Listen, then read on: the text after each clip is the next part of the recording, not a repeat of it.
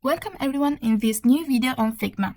Today we're going to look at the shape tool, the fourth icon, which reveals all the available shapes, and then we'll see all the options to modify them and use them consciously in our designs project.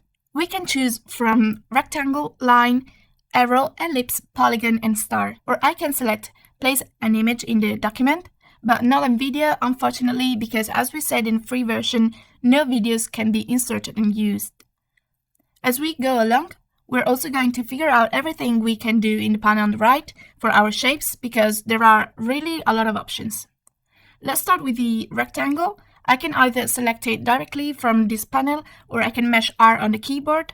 Either way, we'll have this cross pointer, and the moment I click and drag it, it creates a rectangle shape. Whereas to get a square, I just hold down the Shift key, which makes all four sides equal. So I release the hold and I've made my square. However, let's go back to our rectangle because it is a more general shape. Now let's move over here to the right. On the first line at the top, we have alignments and element distribution. These icons that basically go to determine the alignment. To click here, I'm going to align it horizontally to the extreme end of the board or to the center. Whereas if I click here, I'm going to align it vertically to the extremes or to the center, on whatever vertical line its center is already on. And the combination of those two brings it to the center of the frame, of course. This icon here is momentarily disabled because we need more elements. Make 3 copies of this rectangle, which I can do by selecting the shape and clicking Command or Ctrl D, or by holding Shift and Option or Alt for Windows, and I drag it to the right. As you can see, it creates a copy for me that right away I can move. So intentionally, I'm going to space out this rectangle by a greater margin than the first two, and then I select all the 3 shapes, and I'm going to click on this icon, Tidy Up. So it's going to justify the distances between the 3 shapes, making them equal. As you see, I also get this icon here of the hyphen, and if I go to click, it will go to me to always decrease or increase together equally the space between the shapes. Let's go back with Ctrl or Command Z and arrange the shape in another random position. If we then click here, distribute vertical space, this still looks misaligned to us because what actually happened is that Figma distributed all the vertical shape, compressing these 3 shapes equally, putting one shape in the middle and the other 2 on the sides of the box. And the same happens with this other icon with the horizontal space. Let's go to the second section on the right that allows us to manage positions, dimensions, and rotation of our shape. Of course, position is much easier to control through guides, so in the workspace itself rather than with numbers, while for dimensions, it is often more practical to type in width and height here. Rotation of the shape, I can either type in the exact degrees here or hover the mouse over a vertex, and as you can see, this arrow appears. So I hold down and rotate it, or by rotating and holding down the Shift key on the keyboard, it rotates 15 degrees in increments. This tool here, on the other hand, is called corner radius, which is the radius of curvature of the corners. So if I click and select a value such as, for example, 20, it will round the verticals with an arc or radius 20. In this case, all 4 corners of our shape. Otherwise, we return to 0, and then we can also go in and manage this value manually by clicking on the vertex and taking this little dot that appears right at the corner. While with this icon, independent corners, I can create different roundings for the 4 corners by typing in the values that I prefer. Now let's take another rectangle and click this other icon, Constraint Proportion, and take the vertex at the top right. Resizing the shape, it keeps the same proportions it had at the beginning, and the same happens if I increase from here, from the values in numbers. Otherwise, if I instead go to uncheck this icon and go to increase the size of the image, as you see, if I don't press the Shift key, it doesn't go to increase the size of the shape proportionally. So next section, constraints and layers, we will see them in a new video. So let's move on to the fill section, meaning the fill color of my shape. If I click on this gray square, I get the color picker.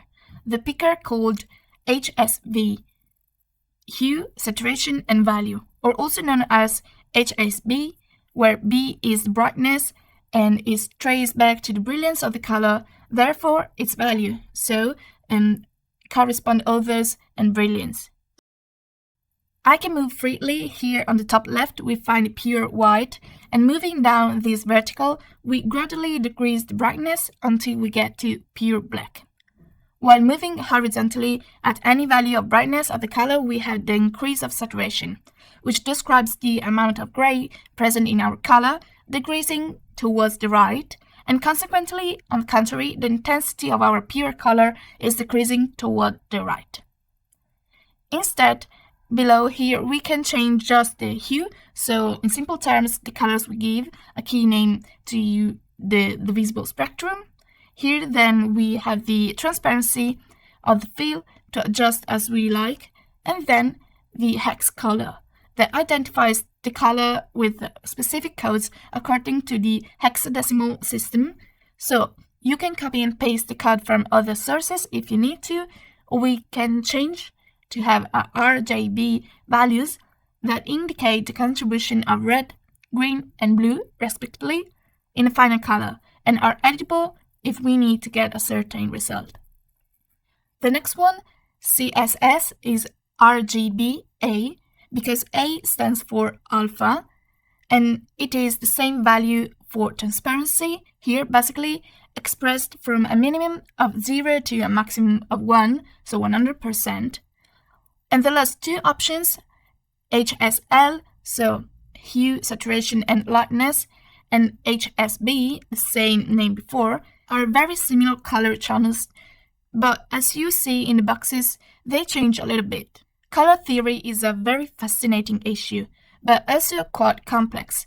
So we're going to look at it fairly quickly, so it can then be developed into individually if you want. In color theory, HSB and HSL are often presented as a cone, the first one, and a big cone, the second one. In the HSB model, the shape of the cone represents the color range from pure white to pure black, with the hue changing along the circumference of the cone. The saturation value increases from the central point, that is white, toward the outer edge of the cone, with the most saturated colors at the outer edge. In the HSL model, the beacon shape represents the same color range from white to black, with the hue changing along the circumference of the beacon. The saturation values always increase from the center point toward the outer edge. We see how this flattened pattern in this box implies that white here is presented along the entire upper end and black along the lower end, while in HSB, white is only found in the left vertex of the square. This is one of the main differences with the HSB model. To achieve white, you must first maximize the value, then move up and then desaturate the color, then move left. Let's go ahead now. With the drop counter, of course, we can go and copy the color of any element in our screen, and then up here I can go and determine the type of fill for our shapes.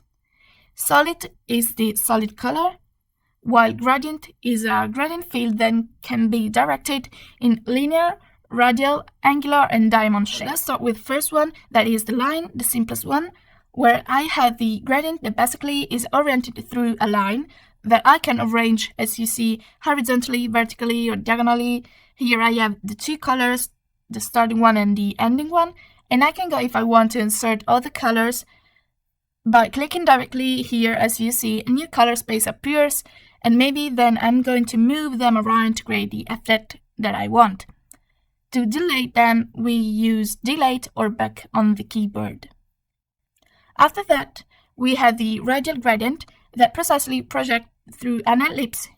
In this radius, I can decide the extent of the gradient, while with this other little dot that represents the other radius, I can just vary the length of the ellipse, and if I click it and hold Shift, it becomes a perfect circle. After that, we have the angular gradient. As you see, we have values to go and manage the gradient with this. I go to determine the width of the shape, and with this, I go to rotate it. The last and most particular one is the diamond, which is projected in this way in the shape of diamond. So I increase the size, and with this other one I go to tighten or widen my diamond, and it always applies the shift to have the two arms equal. Finally, we have image and video. Basically, I can go and place an image inside my shape. So as you see, the shape momentarily becomes checkered, but then we click here on choose image, and I go and select a picture taken from my folders, and Figma goes and places it inside my shape. We are provided with this image management like we have on Photoshop, so I can already go in and change the parameters of the image through this little panel. So I have exposure, contrast, saturation, temperature, hue, highlights, and shadows without needing a second software. So now that I've inserted the image, let's go and look at the different ways of going to fill the shape with an image. We have 4 ways, which are fill, fit, crop, and tile. Fill, which is the default one, insert an image exactly within the size of the shape. This image actually would be a little bit wider because here is a part that is not inserted. Otherwise, if I do fit, exactly the whole picture is retained, but as you see, the edges of my shape remain. To understand it better, it's more interesting going to give a stroke. So an edge, let's go through for a moment and see already how we can create the outline. I click on plus and it creates the border to my shape. So as you see, the difference before is that fill fills my whole shape, while fit goes and loads the whole picture, but clearly in this case it left over space because the dimension of the picture and the rectangle don't match. The third method of insertion is crop, which technically means to crop. So I have these anchor points with which I can go and cut my shape to make it exactly the same size of the image or the size I want, while also moving the image itself underneath. Finally, a very special function is tile. So it goes precisely to frame just a tile, a little piece as big as our shape, created from the original dimension of the inserted image. Again, as you see, we can insert 2 fields for the same shape, and this could be useful if we want to insert a PNG image with a transparent background and determine the background color ourselves, or another image underneath as the background.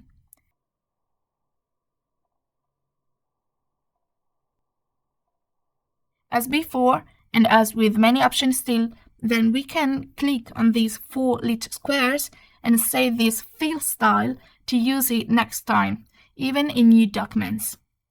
Well, I will say that's it for today. We've seen a lot, and we'll say the borders, effects, export options, allies, and all the shapes for the next lesson.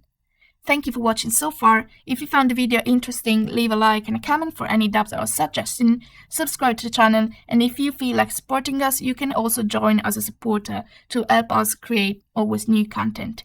And we will see you in the next video.